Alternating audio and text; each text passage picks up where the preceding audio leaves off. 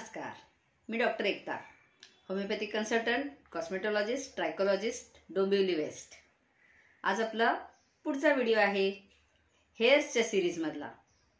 Last व्हिडिओमध्ये आपण पाहिलं होतं हेअरफॉल का होतो, कारणं काय आहेत त्याची। ज्यांनी पाहिला नसेल त्यांनी मागे जाऊन नक्की पहा, डिटेल व्हिडिओ पहा, शॉर्ट्समध्ये पाहू नका। तुम्हाला पूर्ण इन्फॉर्मेशन डिटेल व्हिडिओमध्ये एंडपर्यंत पाहिल्यास नक्की मिळेल। सो व्हिडिओ सबस्क्राईब करा, आपला चॅनल आवडल्यास लाईक करा आणि इतरांनाही शेअर करा, जेणेकरून त्यांच्या पण नॉलेजमध्ये भर पडेल।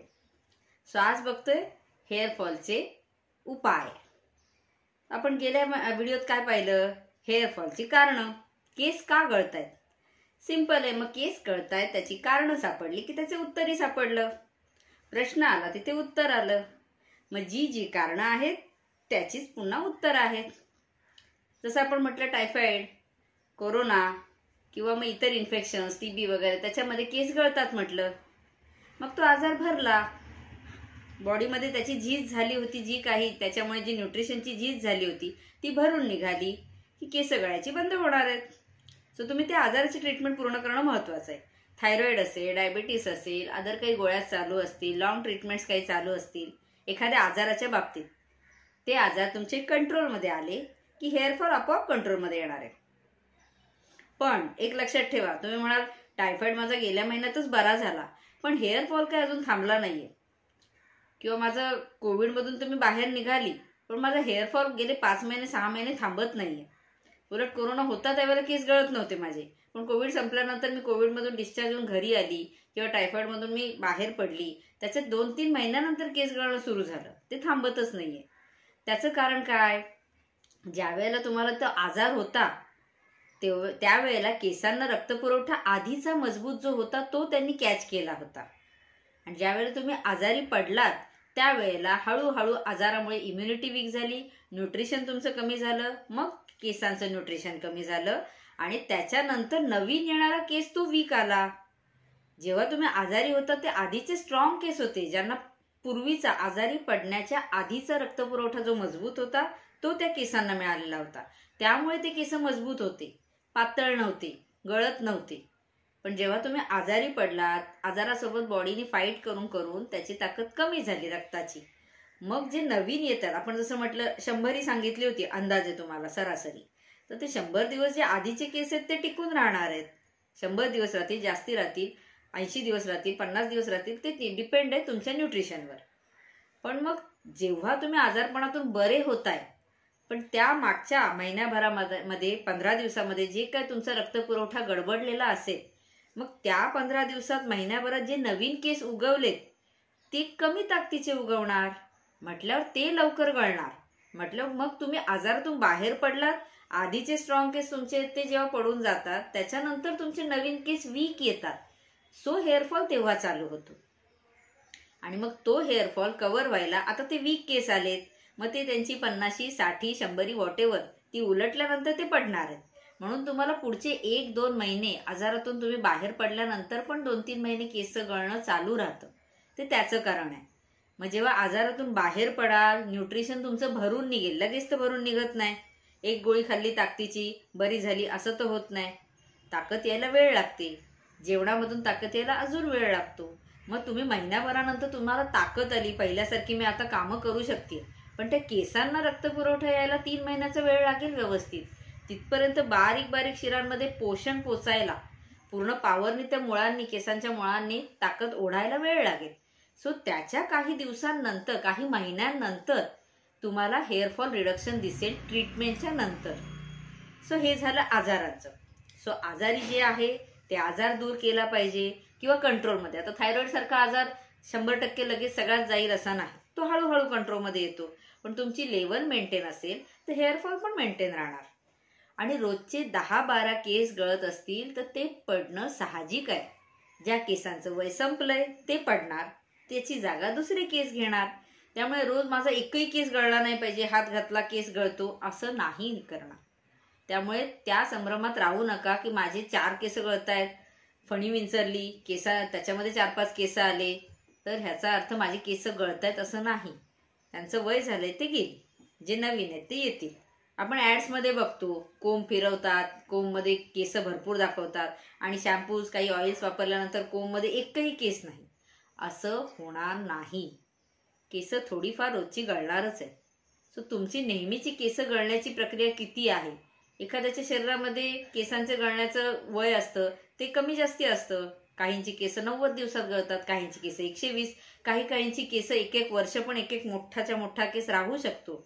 त्या केसाचं मूळ तेवढं मजबूत आहे, त्याचं आयुष्य तेवढं आहे. त्यामुळे दुसऱ्याची केस एवढी गळतायत, माझी एवढी गळतायत, कम्पेअर करू नका. तुमच्या शरीराचं पोषण व्यवस्थित आहे ना, ते महत्वाचं आहे. बरं, आता दुसरा मुद्दा. तुम्ही म्हणाल तेल लावतो मी, चांगलं शॅम्पू वापरतो, अँटी हेअरफॉल ऑइल वापरतो, अँटी हेअरफॉल शॅम्पू वापरतो, अँटी डॅन्ड्रफ शॅम्पू वापरतो. आता अँटी डॅन्ड्रफ शॅम्पू तुमचं डॅन्ड्रफ रिमूव्ह करेल, त्यामुळे फ्रेश ऑक्सिजन आहे तो केसांच्या मुळांना मिळेल. न्यूट्रिशन आहे ते अडकून नाही राहणार. केसांना तेल लावून बराच वेळ ठेवला, आपण म्हणतो तेल लावून मी रविवारीच एकदा तेल लावते, मग ते आठवडाभर असतं, किंवा बुधवारी लावते, ते 4 दिवस तेल असतं, म्हणजे मग मुरेल ना ते. असं होत नाही. तेल तुम्ही लावल्यावर 1 तासाभराने सुद्धा धुवू शकता, किंवा जास्तीत जास्त ओव्हरनाईट, म्हणजे रात्री तेल लावलं, मसाज केली, ते केसांमध्ये मुरलं आणि मग ते दुसऱ्या दिवशी धुवून टाका. तेलामुळे काय होतं, वरचा ऑक्सिजन केसांच्या मुळांना पोचत नाही. पण तेल तर महत्वाचं आहे. थोडंफार का होईना 10% 20% तेलामधलं पोषण सुद्धा केसांना गरजेचं आहे मॉइश्चरसाठी. म्हणून मी तेल कधीच लावत नाही असं पण करू नका. तुम्ही म्हणा मी कधीच तेल लावत नाही तरी सुद्धा माझे केस छान आहेत. आता छान आहेत, पण as per time pollution, stress, तुमचं न्यूट्रिशन, त्यामुळे केसांना डलनेस येतो. गळणार नाहीत एखाद वेळेस, पण रुखी सुखी आपण बेजान बाल म्हणतो ना ऍड्स मध्ये, तसं ते ड्राय केस व्हायला लागतात. त्यांचं पोषण, मॉइश्चर जातं. आपण बॉडीला जसं मॉइश्चरायझर आहे तसं ऑइल आपल्या हेअर्सला मॉइश्चरायझरचं काम करतात. त्यामुळे तेल लावणं पण गरजेचंच आहे. तेल असतात, सिरम असतात, स्प्रेज असतात, काहीही एक्सटर्नल ऍप्लिकेशन पण आहे महत्वाचं, पण ते 10 ते 20%. तुम्ही म्हणाल मी ते लावतोय तरी केस गळतायत. तुमच्या ब्लड मध्ये जर पॉवर नसेल, रक्ताच्या मुळाला जर ताकद नसेल, तर वरून किती पण लावलं ना तरी सुद्धा 100% फायदा होणार नाही. आता तेल आणि शॅम्पू काय करतात, केसांच्या मुळांना रक्तपुरवठा वाढवतात. तिथली डेड स्किन असेल ती काढून टाकतात, तिथली घाण असेल ती काढून टाकतात, सो दॅट फ्रेश एअर मिळते. ज्यावेळेला तुमचा डॅन्ड्रफ साचून राहतो केसांच्या मुळांवर, त्यावेळेला फ्रेश ऑक्सिजन पोचत नाही, प्लस की आपल्या स्किनमधून घाम निघत असतो, ऑइल सिक्रिशन्स होत असतात, ते त्या डॅन्ड्रफच्या खाली अडकून बसतं आणि मग तिथे इन्फेक्शन सुरू होतं. मग इचिंग, फंगल सुद्धा केसांमध्ये होतं, ॲलोपेशिया होतात. मग त्यामुळे ते टाळण्यासाठी आपण वेळच्या वेळी केस धुणं गरजेचं आहे. अगदी नाही सांगा आठवड्यातून 2 किंवा 3 वेळा गरजेचं आहेच. ज्यांना डॅन्ड्रफ आहे त्यांना तर मी सजेस्ट करेन 1 दिवस आड तर धुवत जा. आणि ज्यांना डॅन्ड्रफ आहे त्यांच्यासाठी एक आहे की त्यांनी केसांना रात्रभर तेल लावून ठेवू नका. कारण रात्रभर मग तेल आहे ना ते डॅन्ड्रफला चिपटवून ठेवतं. त्यामुळे सकाळी वॉश करताना इझिली पटकन निघतंच असं नाही. परत तुमचं ऑइल पिलोला लागून जातं, बेडशीटला लागून जातं, चादरीला लागून जातं, केसांना कमीच जातं अशा वेळेला. म्हणून मग तुमच्याकडे सकाळी वेळ असेल 1-1.5 तासाचा, तर सकाळी उठून मालिश करा, केसांना मसाज करा, हलकी हलकी, खसा घासायचं नाहीये, हलकी हलकी मालिश करा आणि मग 1-1.5 तास ठेवून नंतर वॉश करून टाका. पोषण मिळतं केसांना. न ऑइल लावता जर तुम्ही हेअर वॉश केले तर डर्ट सोबत तुमच्या केसातलं मॉइश्चर पण जातं. मग केस डल व्हायला लागतात, ड्राय व्हायला लागतात, फ्रीझी व्हायला लागतात. शॅम्पूचं पण तेच आहे, ते सगळे डेड स्किन आणि घाण आहे ती काढून टाकतं. म्हणून शॅम्पूइंग गरजेचं आहे. शॅम्पू केला जास्ती धुतलेत म्हणून केस गळणार आहेत असं नाही. तुम्ही ओढून केस घासून धुताय तर मग मुळं डॅमेज होऊन मग तुटणार, मग हेअरफॉल होणार. पण शॅम्पू केला जास्ती वेळा 1 दिवसाआड रोज मी केस धुतोय म्हणून गळतायत का, असं होत नाही. हेअर वॉशनी उलट तुमचे केस डर्ट फ्री राहतात, छान राहतात. तर आता सगळ्यात महत्वाचा मुद्दा म्हणजे तुमचे न्यूट्रिशन, हेअरला लागणारे विटॅमिन्स. आता हे हेअरला लागणारे विटॅमिन्स तुमच्या बॉडीमध्ये व्यवस्थित असतील तर तुमचे केसांचं गळण्याचं प्रमाण कमी होतं. त्यासाठी बऱ्याच वेळा आपण ब्लड टेस्ट करायला पण सांगतो. काहींना बिना ब्लड टेस्टच्या पण आपण टॅबलेट देऊ शकतो. थोडाफार हेअरफॉल कंट्रोलमध्ये येतो, ब्लडची भीती काढायची भीती वाटते त्यांना.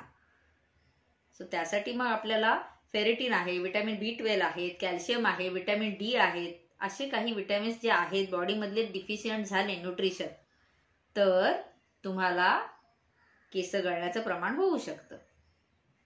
याच्या बाबतीत पुढचा अजून एक व्हिडिओ आपण करूया.